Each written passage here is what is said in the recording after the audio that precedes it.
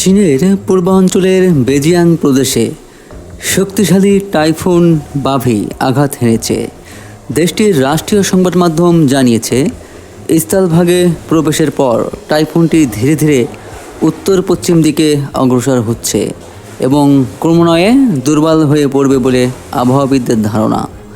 চীনের প্রাদেশিক আবহাওয়া পর্যবেক্ষণ সংস্থার বরাতে বার্তা সংস্থা সিনওয়া জানিয়েছে, শনিবার স্থানীয় সময় রাত 11:20 টাইফুন বাভি ঝেজিয়াং উপকূলে আঘাত হানে।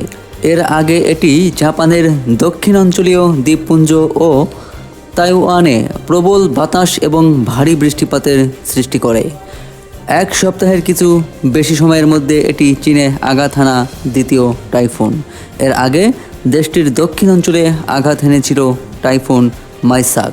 টাইফুনের প্রভাবে ঝুঁকিপূর্ণ এলাকা থেকে 17 লাখেরও বেশি মানুষকে নিরাপদ স্থানে সরিয়ে নিয়েছে চীনা কর্তৃপক্ষ। একই সঙ্গে পূর্বাঞ্চল জুড়ে জারি করা হয়েছে উচ্চ সতর্কতা। টাইফুনের কেন্দ্রের কাছে সর্বোচ্চ বাতাসের গতিবেগ ছিল ঘন্টায় 144 কিলোমিটার। চীনের জাতীয় আবহাওয়া সংস্থা টাইফুনের কারণে কমলা সতর্কতা জারি করেছে, যা দেশটির 4 স্তরের সতর্কতা ব্যবস্থার দ্বিতীয় সর্বোচ্চ পর্যায়। প্রতিকূল আবহাওয়ার কারণে শতাধিক ফ্লাইট বাতিল করা হয়েছে, ট্রেন চলাচল সীমিত করা হয়েছে, বহু শিক্ষা প্রতিষ্ঠান বন্ধ রাখা হয়েছে এবং ফেরি চলাচলও সাময়িকভাবে স্থগিত করা হয়েছে। ঝেজিয়াংয়ের ঘনবসতিপূর্ণ শহর ওয়েনঝুর বাসিন্দা 50 বছর বয়সী ওয়াং জিংহুয়ান জানান, সম্ভাব্য দুর্যোগের কথা মাথায় রেখে তিনি আগেই পরিবারের জন্য কয়েকদিনের প্রয়োজনীয় খাবার ও পানি মজুত করেছেন। তিনি বলেন, আমরা আগেও টাইফুন মোকাবেলা করেছি, এবার পরিস্থিতি সামলে উঠতে পারবো বলে আশা করছি।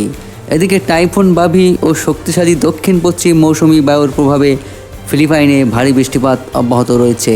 ভূমিধসে সেখানে অন্তত 17 জনের মৃত্যুর খবর পাওয়া গেছে।